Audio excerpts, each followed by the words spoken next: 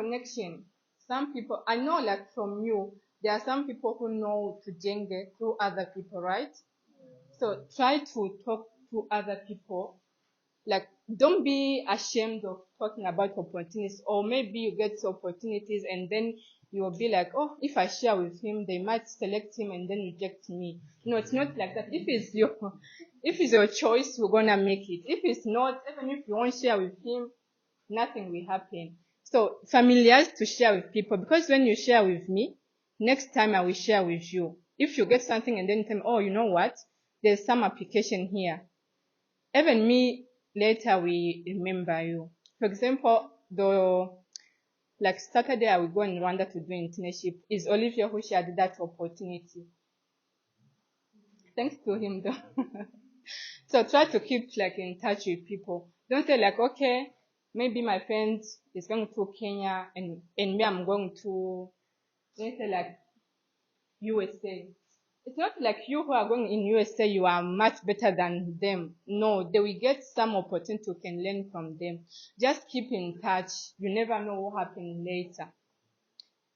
The other thing is like share. So now I'm gonna talk about self-experience. Yes, I got scholarship, but I didn't do TOEFL or SAT. Yeah. So what I want to talk about is like, don't lose hope. Just keep trying. Keep trying. You never know what will happen. But if you be like, oh,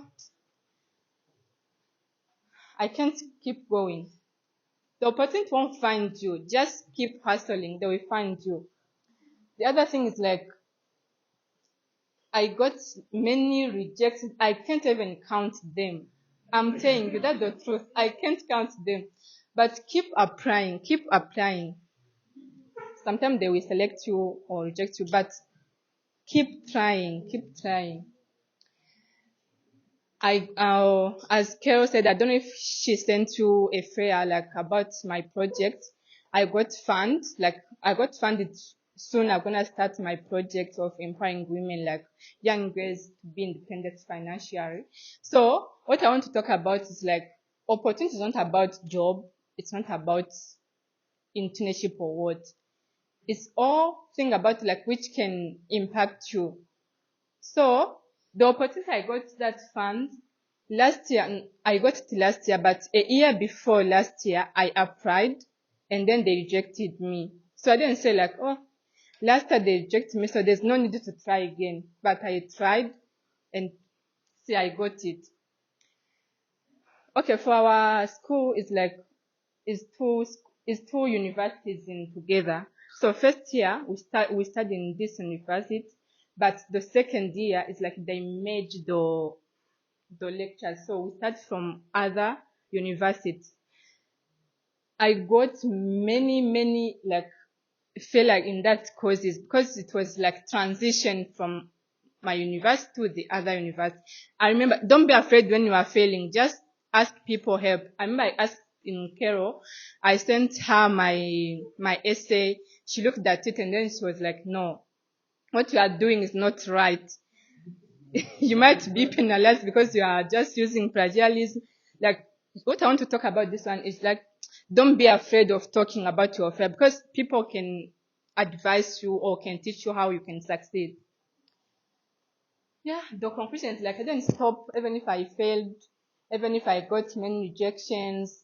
I kept trying, and even now I'm keeping trying. So you never know. What I want to talk about is this: just don't lose hope. Keep hustling. You will get opportunities, but most of things at university, be active.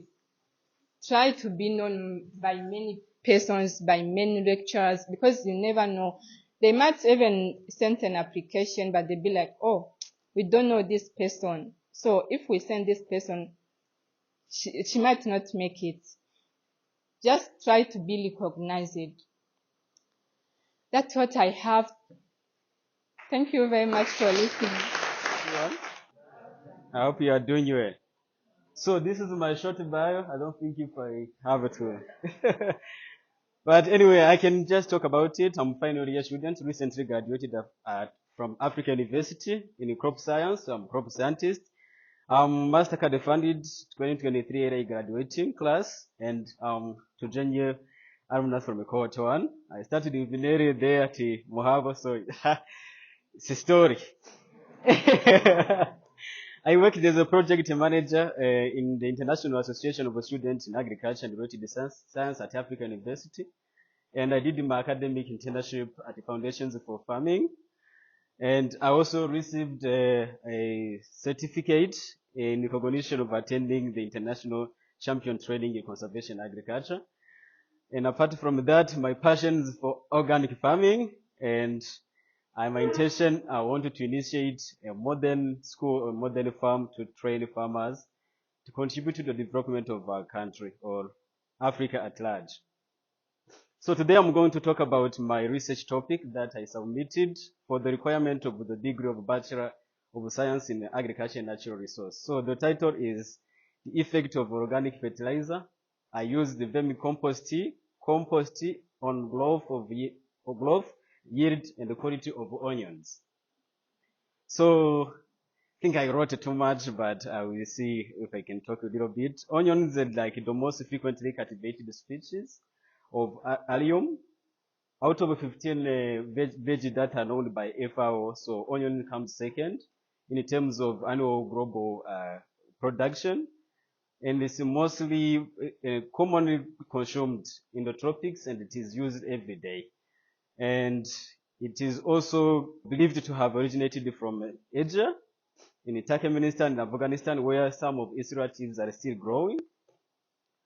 And it can also cultivate everywhere, like depends upon the climate, but it does well in the tropics, like where Burundi is, like in tropics area. It does well there because we have regular rainfall. And its bulb, it is high, it has a high source of protein, calcium, vitamin C, carbonates, and also it is known to have medical benefits for reducing the risk of cancer, DNA damage, and heart disease. So my research looked into how organic fertilizer can boost the yield of onions. So the main objective was to compare the inorganic fertilizer and the organic fertilizer. So the background, if you look at Africa, the rural economy of South African countries depends on agriculture. So some of the farms account for 80%, and some of the countries, the productivity can be above 90%. So the majority of these smallholder farmers are also women. And with the growing population, the need for plant nutrients is also going to continue rising. And the problem, if you look at the problem that we are facing nowadays, is the scarcity of fertilizer. So what can we do? Like in Zimbabwe, for example, 2021, 50 kg of inorganic fertilizer was costing like $35, but this year it's $95. So you can see how things are changing. This is due to the war of Russia and Ukraine, because some of the countries we are depending on their fertilizer. So there might be something that we can do. Like in my solution, what I came with is like, due to this scarcity of artificial fertilizer, there is a need for developing alternative fertilizers that are affordable, and it can also improve soil fertility, growth, and the nutrition, the quality of any plant. So for my research, I did onion. So the research question, if you are doing like a research paper, you ask the questions that you're going to how can I answer this question? What type of organic fertilizer can I use? That was the question for onions, because I can't use every fertilizer, because I know how to make 6 of them. But I found like 2 of them are the one that I can use. And if I use these organic fertilizers, and compared to someone who used like inorganic, what is the economic evaluation of using my organic fertilizer? By the end of this, I'm going to answer to these questions. So the organic fertilizers, they consist of a variety of derived materials. Some can come from fresh and dried materials, or animal manure, or agricultural products. And organic fertilizer can improve soil, increase water holding capacity, and it can also promote biological transformation such as nitrogen mineralization. It is a common perception that if you apply organic fertilizer, it has the most beneficial to obtain growth and the yield for any crop. So there are many like organic fertilizers, but in this research, so I used the compost tea and the vermicompost. So the vermicompost, as Zakaradi, he defined it as a liquid product which comes from extraction with water from a quality compost. So you have to make a compost first, and then you put your final product into water for like 5 days. Vermicompost is a mixture of the compost again, the water and worm manure. So you have to collect the worms, and then you put them into the compost, and then you start feeding them. Once you're adding the water, so there is a liquid that comes from those compost and the water and the worm manure. So that's what we call vermicomposting. So this liquid can be identified to be perfect and beneficial to any agricultural system. Methodology that I used, we have to talk about where should I implement my project or my research. So I started in July, and I finished in November because onions can take like almost 4 months. And I did it at Foundations for Farming where these materials were available. And the Foundation for Farming is in Harare, with an altitude of 1572 meters above sea level, and it has 15 hectares. The average rainfall is 539, so which means that Burundi will have the rainfall more than Zimbabwe. And the research design, so I used like a complete random design. Maybe I don't think if I can have enough time to explain this. With the 3 replications and the 4 treatments. So I use like, if I talk about 3 replications, you replicate. So it's like 3 times, but with 4 treatments. The first treatment was vermicompost, the second one was compost, and the third one was artificial fertilizer and no fertilizer. So to see if I don't use fertilizer, what is the yield? So the unit plot was 6 meters to 6 meters, which we call them where we water the garden. And the data collection, have to use like to collect the plant height, the leaf length, and the number of leaves, and the yield if the onions are ready.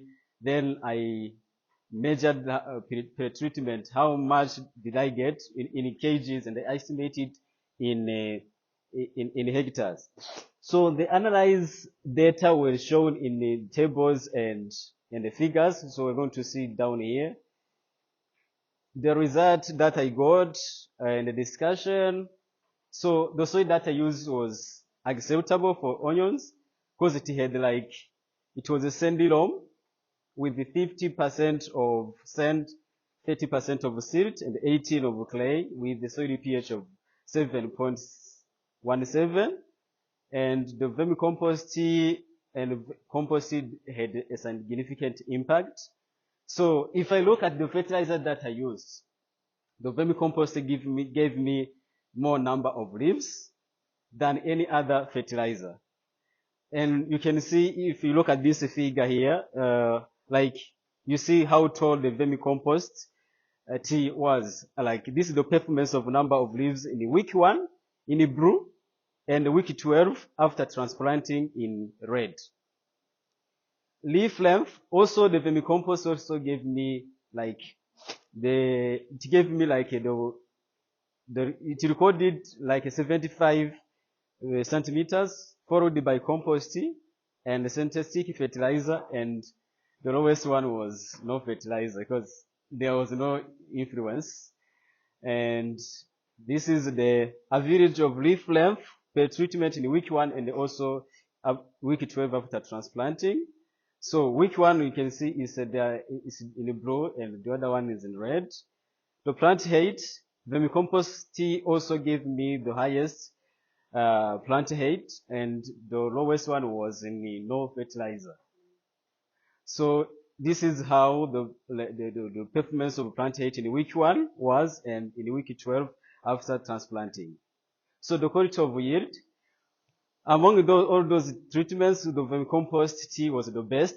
It gave me 31.9 kgs, which estimated to be 48 tons per hectare.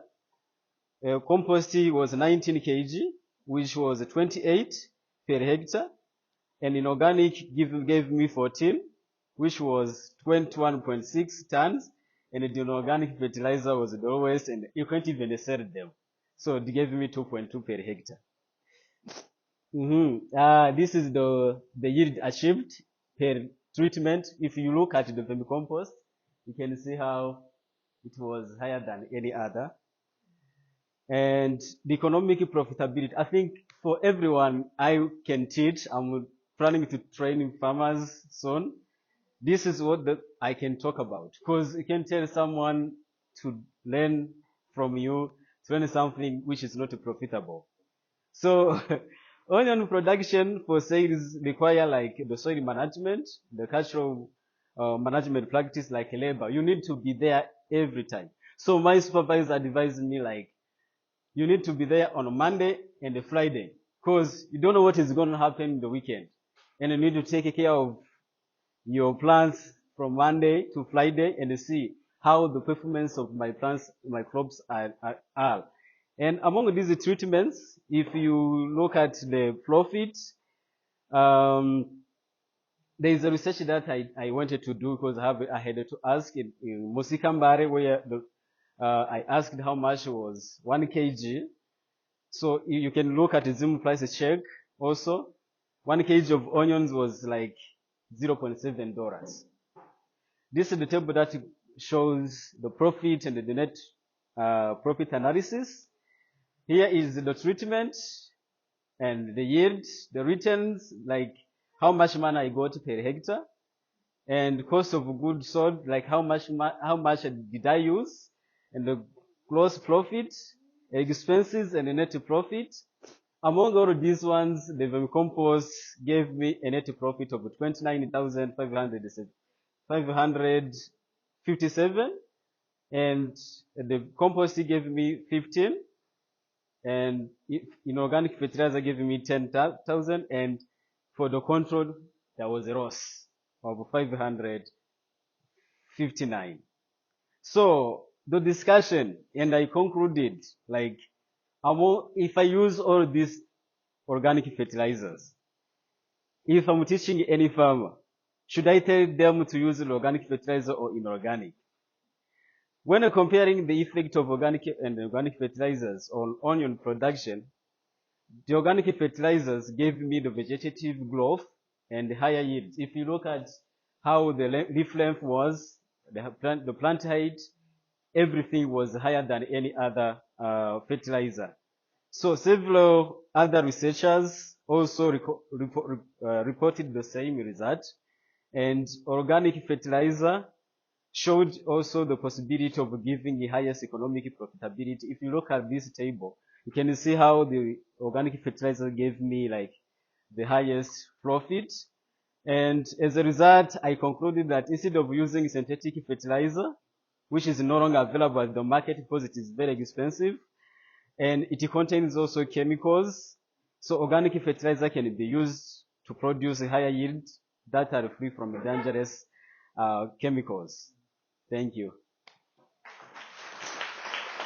I'm Clovis Hatungimana, and I'm here to talk about the assessment of educational programs. To start off, have you ever been concerned about the relevance of your education? If you have, you're not alone. I also have always been concerned about the cost, the quality, and the usefulness of the knowledge I was gaining from school.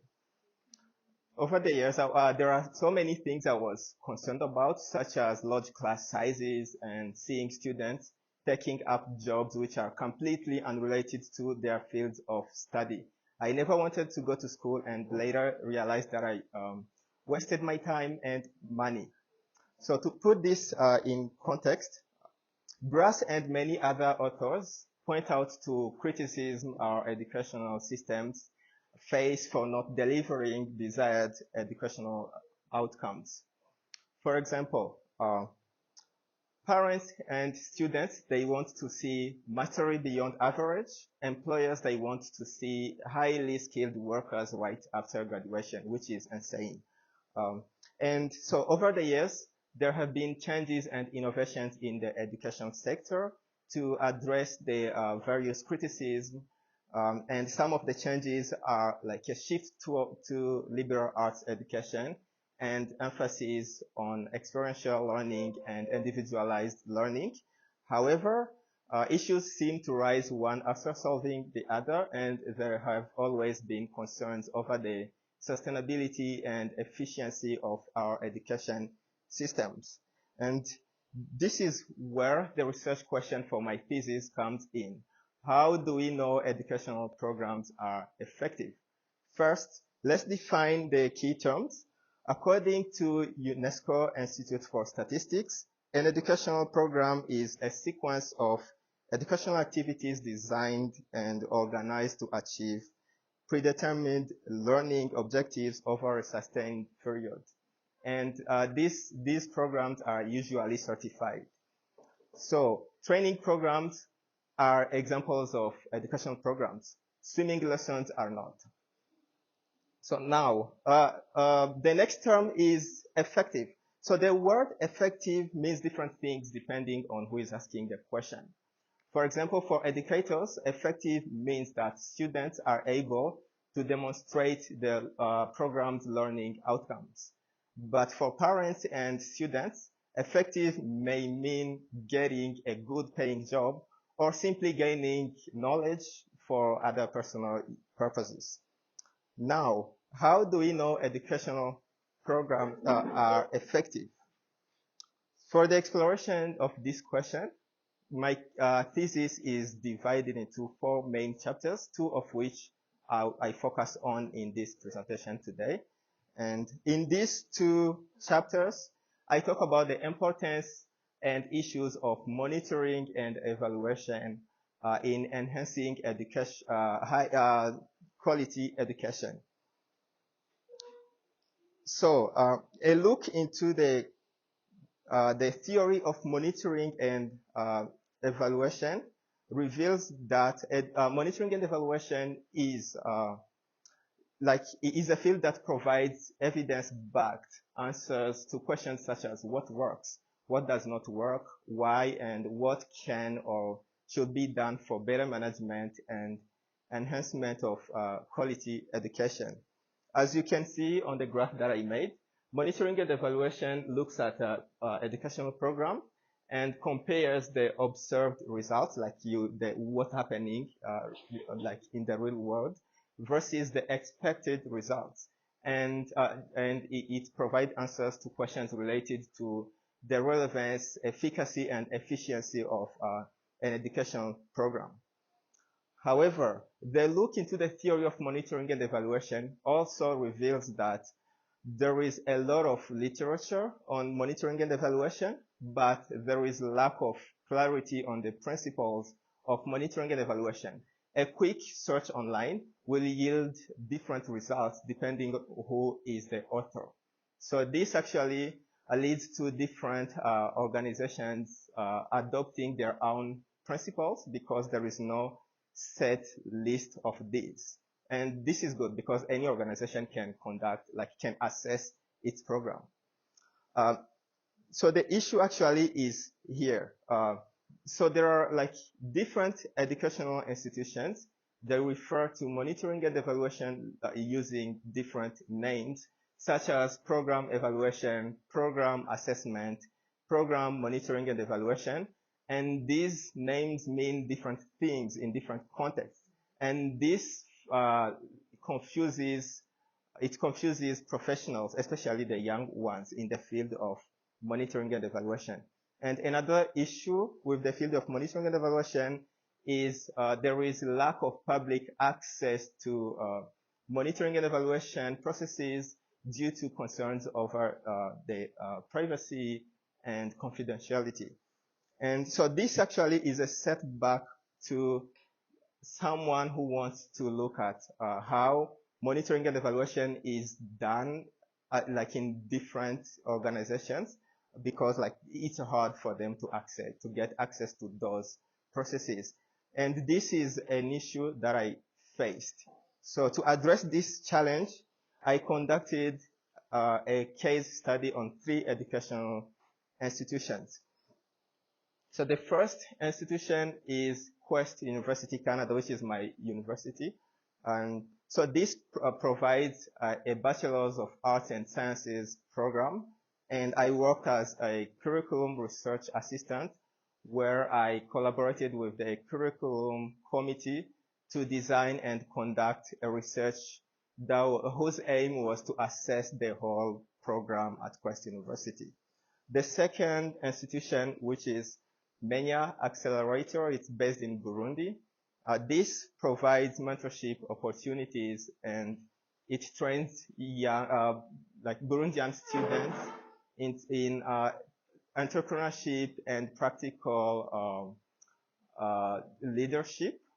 And so here I'm actually the monitoring and evaluation lead.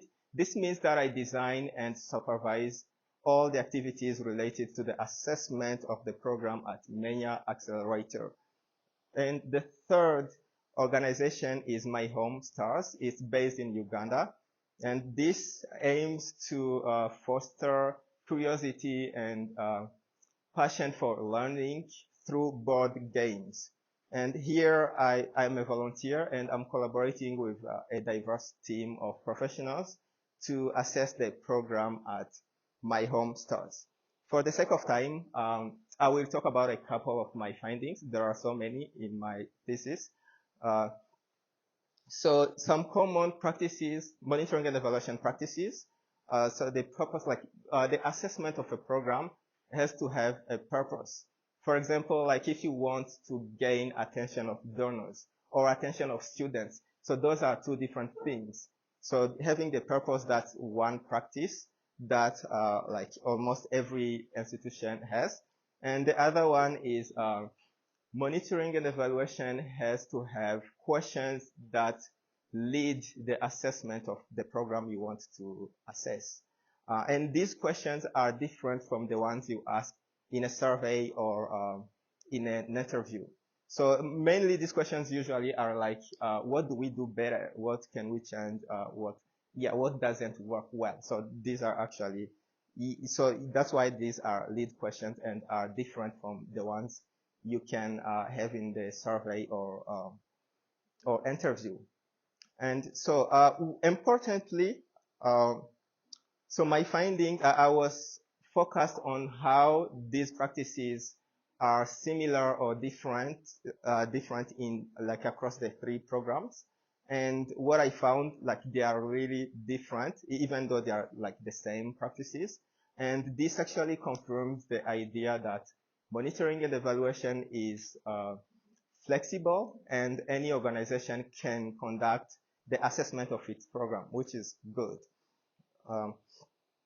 So now let's talk about the takeaways from today's presentation.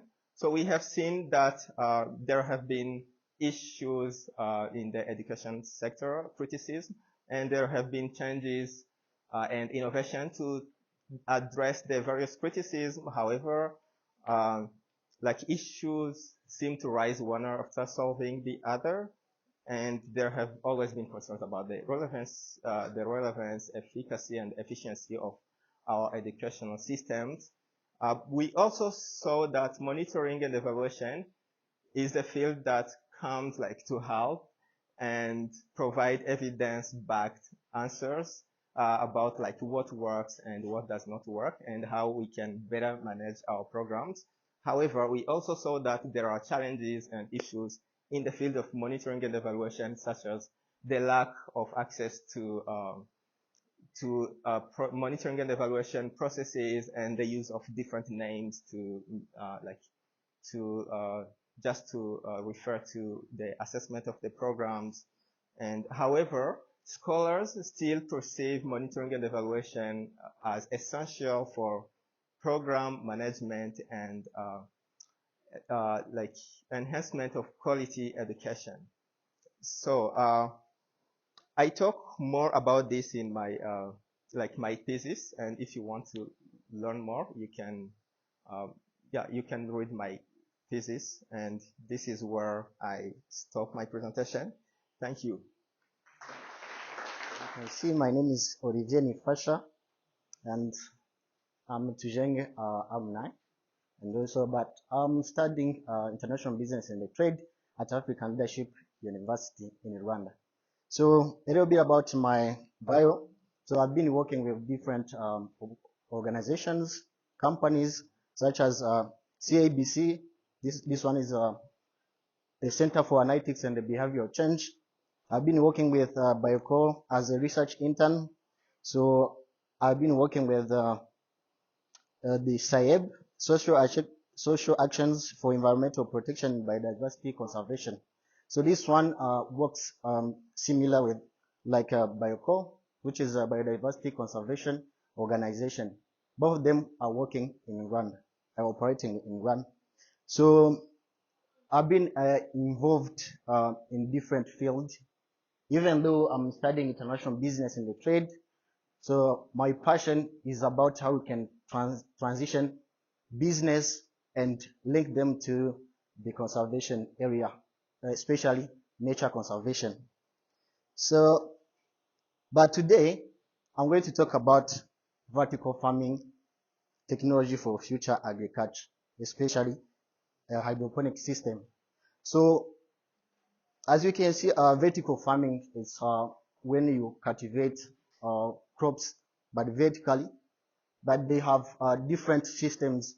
So you need to choose which system you can use, because vertical farming has 3 systems: hydroponic, aeroponic, and aquaponic.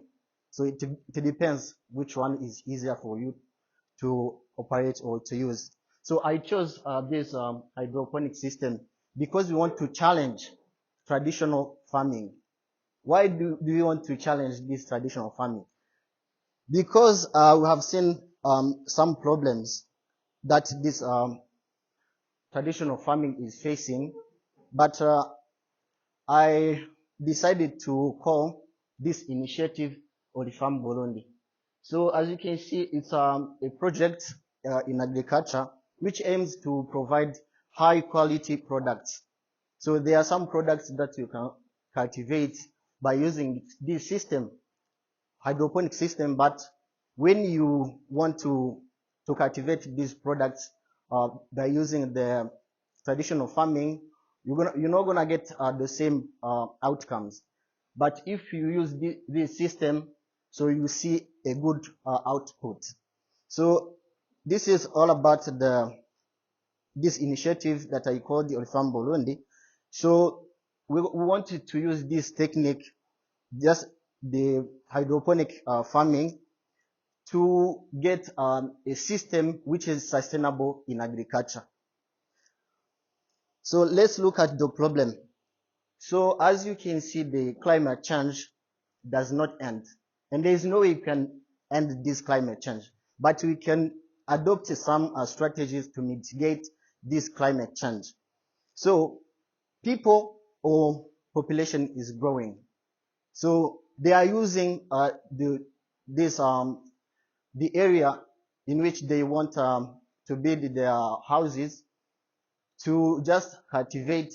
But when these people or the population is growing, they are occupying those land. So how can we keep harvesting the same products while these people are still growing? So the traditional farming is facing the issue of land degradation, soil erosion, droughts. All those problems have been identified when we are comparing the operation or the activities that are being done by using this traditional farming. So this problem has caused the problem of climate change, land degradation, has caused the different countries to import goods just to get these goods outside of the countries. So when they use this time, for example, 2 days to go outside of the country to get these products that are not available in here, they take some time, they take some days, which reduces the quality of the products that are being imported. So based on these problems, Olifam Burundi has actually introduced the system which can help people keep growing the crops, reducing the transportation, reducing the importation, while also maximizing the satisfaction of the people, especially in the agriculture sector. So we have introduced this system, actually the innovative vertical farming technology, just to allow these people keep harvesting the same production, and also use this system to produce the same crops year-round non-stop, just from January up to December. So this system is operating under a controlled environment called the greenhouse. So this greenhouse protected the crops that are being planted to not being exposed to the climate change or even the weather conditions.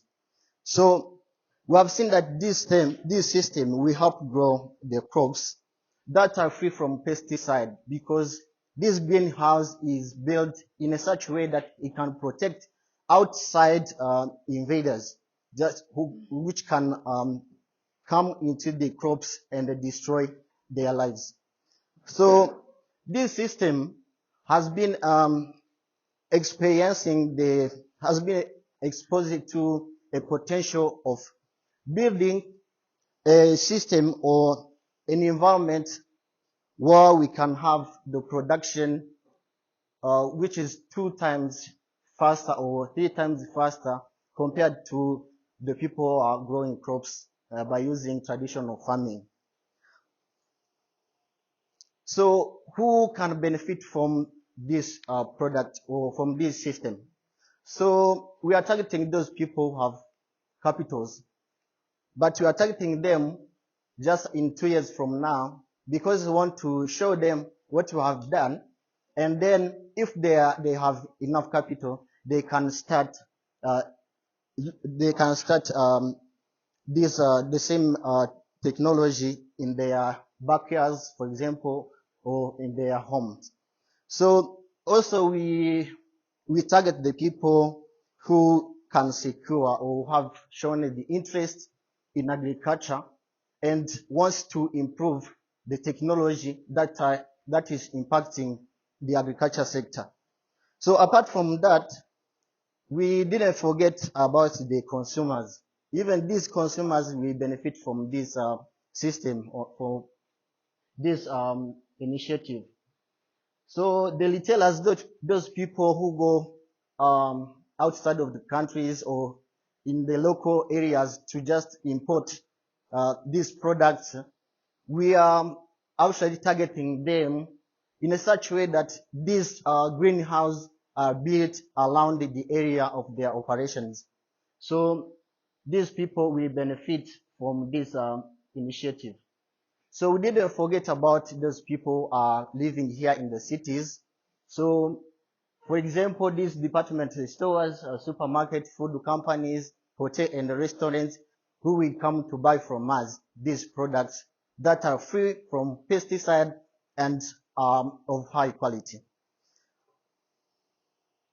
So what are these products? These products, we have seen the potential of growing these 4 types of products by using this technology hydroponic system, because you cannot cultivate the cassava using this technology. So we have seen that these products, tomato, green and red peppers, cucumbers and potatoes, have shown a good usefulness of being able to adapt in this situation or in this technology, the new technology that we are coming up with. So, but we have seen that potatoes at this stage, we are not targeting to cultivate them right now, because we need to have a good network to show us how we can just improve this system. So we are targeting to have these 3 products for at this time. So this is the example of the products. So don't be hungry right now. But when you combine these products and you put on this, so you see it looks amazing. So it's very healthy. It's very fine. So everyone wants to take this one. So it's because I've seen this present high quality nutrients when they are harvested in the environment which is controlled, like I say, the greenhouse. So the challenges that you are facing, some initiatives, especially startup companies or startup ventures, get the problem of getting investments to finance their startups. So this is the first challenge that every business or every startup can face for their early stage of their operations. So as Olifam, so you see we are coming up with a new technology. So we have seen that it's hard to explain to people what we want to do right now. That's why we are holding a little just to run the business and then show to the people what we have done, because I've seen they cannot understand what we are telling them. We want to show them what we have done just to make them understand it. So we have seen that this system needs a technical expertise. So my fellows said that we need a good network, a collaboration especially when you are coming up with a new innovative ideas, because you need to get the people outside of the local areas just to help you implement your projects. So this is the problem we are facing, because there are not a lot of people who understand this, who have enough expertise just to implement this project. That's why this is one of the challenges we are facing. So apart from that, we have seen that when you are buying some equipment to start your project, there will be some variation of price of those equipment, which can lead you just to work a little longer compared to the time that you have predicted. So some of the equipments become expensive, others become very cheap. So you need just to compare when you are on the market, just to see if you can go ahead or if you can look for other financial aid just to complete your project. So we have seen that even though you get the investment from the investors, sometimes you might find them not very enough. In that case, you need to prioritize which equipment can be bought first and which one can be the last one. So these are the challenges we are facing as startup ventures. So the final remarks, what should be the takeaways from this presentation? So as you can see, we are here at his school, and we've seen that learning doesn't always come from books or lecturers. This system cannot be found anywhere, whether at the school or anywhere. It's all about your passion. If you want to challenge something, you need to go look for, do some research. If you do some research, you can find a new idea. Even though it has been implemented somewhere, it can become new in your local area. In that case, you are showing the passion of doing something. In that case, you didn't learn this at school. No. So here you can see it doesn't matter what you study at school. What matters is your passion. So if you are passionate about doing something, just go for it. Don't wait to get the degree or anything at school. Just go for it. Ask for help. As you can see here, many people think that agriculture is about those people, illiterate people. But it's not the case, because we have seen this project has been shown the potential of impacting local communities. So in that case, it's about everyone. You see that everyone can eat. If you can eat, so you need agriculture. whether you went to school or not, you still need to eat. So in that case, agriculture is the first priority for everyone.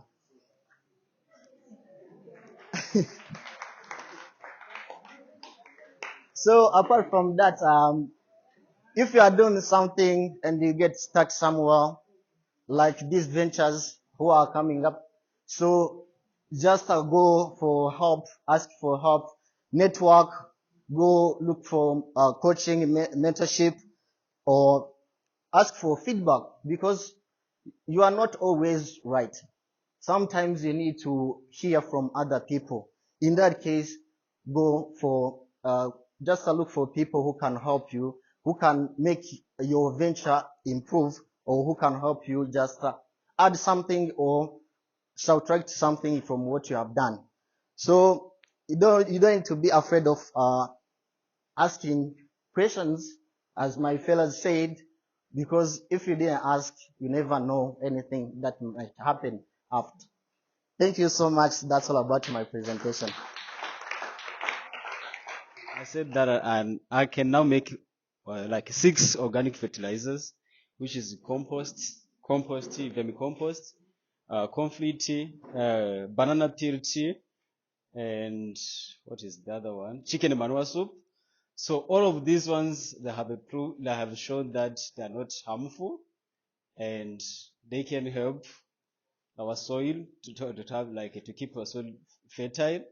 So what is, I can say, the challenge to the population is some people like don't know like the importance of this fertilizer, and they don't know how to make them.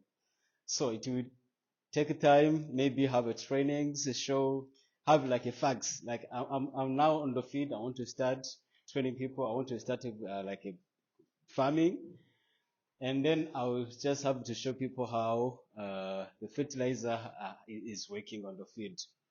Yeah, and the second question, like, I would like to know if there are like measurements for, because I was told that like many like a large quantity of fertilizers can damage the soil. So I would like to know if there are some kinds of measurements you do when you're trying to practice this thing. Yes, there are some measurements. If I talk about chicken manure soup, you have to choose 1 liter of chicken manure to 10 liters of water. If I talk about vermicompost tea, it's 1 liter to 20 liters. So there are some measurements. So some people, you train them and tell them how to use them. And these fertilizers, they work depends upon on the crop. So you can't apply any fertilizer to any crop. So my plan, yes, is I'm recently graduated, is to come back and implement one of my projects in Burundi. And I've started even training some people, like even those who came to Zimbabwe. They found me where I was doing my attachment, especially with the governor of our province and the 7 people from different communes of our country. So I wanted to collaborate with these guys because when I'm alone, I can't implement one of the projects that I have. So they help me. So I'm here. If you want to come and get assisted or get trained, I'll be around. So there's no problem. For those, so like this was for the research paper. I planted first, and then I went for the lab. That's when I came out with the soil content, like how is it silt, is it sand, is it clay? But when I planted, I wanted to see, was it the soil that affected my result, or was the fertilizer that I applied, what was the history of the land before? That's what I was looking at when I went to the lab. So if I just talk about like what the result I've seen, I visited some farmers in Zimbabwe, all organic fertilizers are working. It's a matter of time, know how to make them and how to apply on which crop. Okay, thank you for the questions. First, let me answer the last one. When I look at the piece of land that I was given for the experiment, I found that they were doing like crop rotations. in that land. So when I just checked on the veggies that they gave me, I was using onion, beans also was there, peas, green peppers, and also a veg called the Cohorts, which is traditional vegetable in Zimbabwe. Then when I look at the performance of the crops, then I decided to choose onion because some of the research papers that have been done, there are some students who have already used other crops, so like the ones that I had, like peas. So I had to select onions, and then I submitted my topic to my supervisor and I say, okay, there's no one who is doing a research on onion. That's one. Okay, I feel like, sorry. Onion, like there are different variety of onions. So one of the reason was to use the best yielding variety of onion called the Texas Glano. This is the one I used. So when I passed it by around and then I saw it in the market and then I bought it because I saw it gives a big bulb, and when I use my fertilizers, it gave me a good result. That was the first reason. Another one was if I look at the organic fertilizers that I had that were available at the site where I did my research, so I saw that the most effective organic fertilizers that I had, like a compost and a compost tea, were easily made. Like vermicompost, I was the one who was making it. And for vermicompost tea, and I also use like a compost, but it's like I just selected the most effective organic fertilizers. Yeah.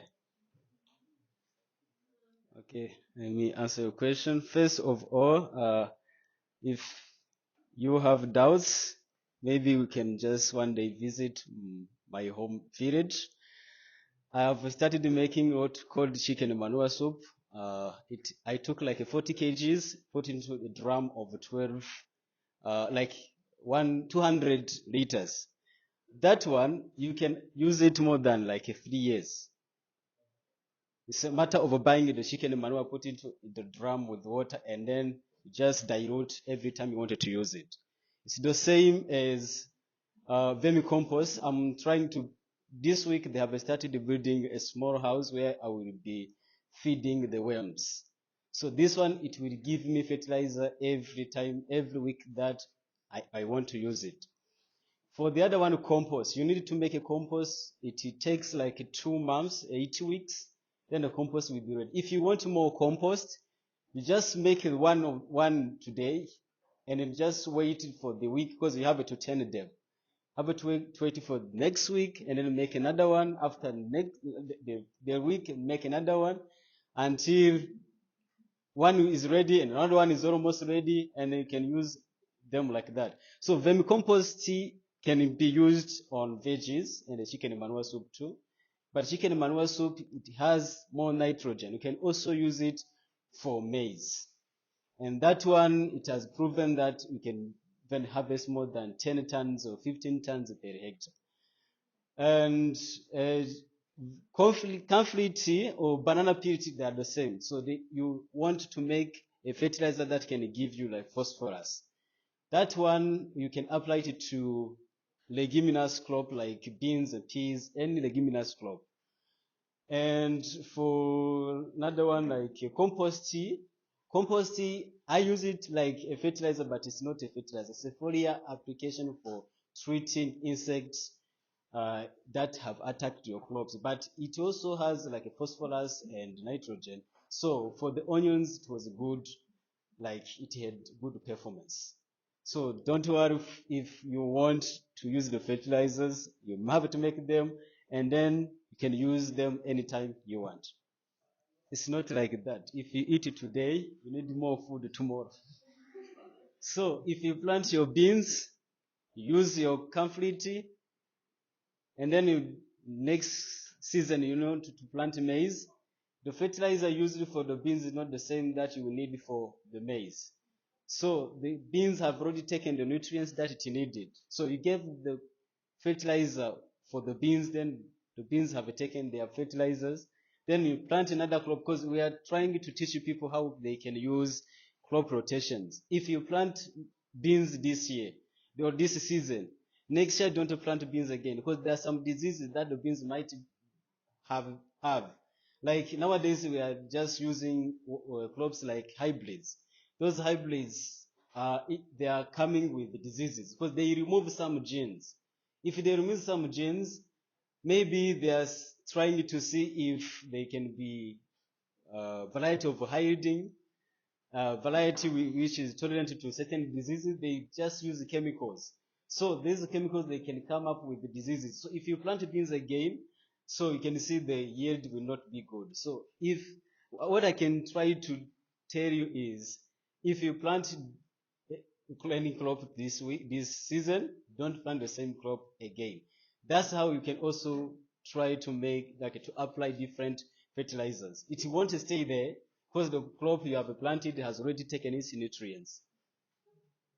No, what I'm going to try to tell you, okay, you are worried about buying fertilizer every time, isn't? Yes, if you're worried about that, you have then the fertilizer available at home. So you will apply anytime you want. Your question, I didn't get it well, but I heard something about like a comparison between primary school and high school in terms of time it takes to revise, right? Okay. Yeah. Thank you for your question. Yeah, I will repeat the question so that people online can hear. So it's in terms of primary school students, like they tend to have higher grades. And it's easy to even see someone who has like 88%, 90%, 96, but in high school, not the case. Um, yeah, so first of all, I would like to tap into the issue about assessment, like the topic about assessment. It's a matter of how you assess. Like a student in primary school getting 96%, is that like an accurate assessment, or like how, because like I assume that teachers from primary school are different from those in high school, and there are so many factors that come into play. um, yeah, so it's a matter of just asking yourself, like, the tools we are using to assess, are they valid? Are they like, are they of high quality? Like, they allow us to get the accurate assessment of students, which I think is I mean, I don't want to assume, it's my thought. I think that's the issue we have with not only the Burundian education system, but all over the world. The issue is about, like, are we assessing well? Are we assessing the right thing, first of all? Because if you assess badly, then the results are not the accurate representation of what's happening. And that's one of the reasons why, like, there are always issues. You think you got the right measurement, and then you think you got the, like from the measurement, the results, you think you got the right solution, and you apply the solution, and you like, it doesn't work after like 5 years, 10 years, and you like, now we have to review the assessment, like change some stuff. Yeah, so I think we have to pay attention in terms of assessment, because that's one big question I've always, like, as I grew up, I've always been concerned about, like, the way we are assessed, we are being assessed. Is it really good? Like, performing well in, like, the exam, like the national test, let's say, does it really reflect the quality of the Burundian education? And so we can break this down, like in high school and primary school. Like, does it really measure well what we are measuring? Yeah, so it sounds like I didn't give you the answer to your question, like why there are differences. Yeah, and just one thing I would like to bring up is that maybe you have heard about it, like even abroad, people like say it's easy to get like a high grade. like people get higher grades. Like for example, if you get less than 70%, like for me, that's like a failure abroad. So it's like you failed. So this is because of the standards of assessment. Like that's how it is. But in Burundi, like 70% is like you're among the best performance. So yeah, it depends on a whole wide range of factors that come into place. Yeah, just one thing I would say is, I know the Burundian education stresses much on grades than attitudes and traits. And like my thoughts, I think this is what Tujenge actually is doing, like train in leadership, critical thinking, like problem solving, all those. It's hard to measure those using grades, because grades is like you get whatever you got from your tutor and you can give them back the same thing. But critical thinking, that's like different. Yeah, so just a comment on not only the Burundian education system, it's like everywhere, like SATs, TOEFLs, those things also, it's like grade, like why grade? Does it demonstrate who the person is really, what they are capable of? Yeah, so, and I would like to say, to bring up that things are changing and people are actually noticing that like we need other ways of assessing. So I guess that's why you heard like some schools, like Vuvu mentioned it, like she didn't do SAT or TOEFL, but she got a scholarship. Why? Um, yeah, so like it shows that some schools or even some organizations, countries, like they are realizing how much um, like how useful some types of assessment can be over the others. Yeah, so this is one thing, like it's like a change and it's taking some time. Yeah. So at this time, based on the expertise or experience that we have, or even those experts who can help us just assess the environment, and we have seen that this technique uh, doesn't use any soil. We just use water and what we call nutrient solution as a fertilizer. But at this time, we haven't done any further research about how we can just grow rice by using this technology. So that's why I brought these three first products that are easier right now at this stage.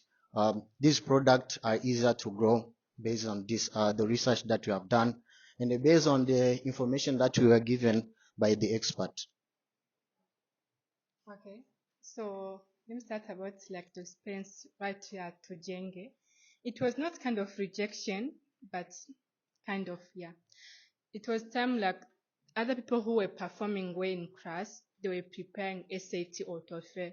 So by that time, we had to move this class for them and go to dining room so that we can leave a space for them to prepare SAT and TOEFL. For that time, we were very desperate, like we are not going to get any scholarship and not to do SAT or TOEFL. Because when they were preparing SAT, we were sitting there like bragging or something like that. So what like the first thing you do is just like accept yourself as not a failure but as a learner. Don't lose just hope completely, but just keep going. Like the most thing is just to accept but learn from what you are failing. Like because okay, after like they were doing SAT, but lucky I even got scholarship before other people who did SAT. Were among first people who got scholarship without SAT, while others were still waiting for reply from the other university they applied to. So it's to accept yourself and keep going. Like it's not the end of the world. Just accept yourself and then keep going.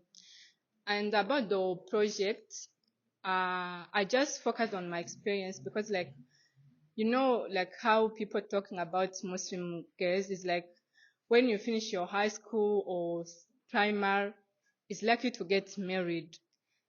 So like from my class, from my sixth grade primary, among girls who finished that in the primary school, I can count how many girls finished high school and keep going to university.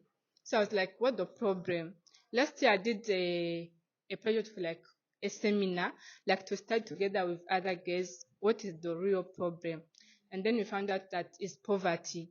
Many girls, like, they are not financial independent. So if they meet a taxman, then give them 1,000 or 2,000, at the end of the day they are pregnant. So it's like the most reason is poverty.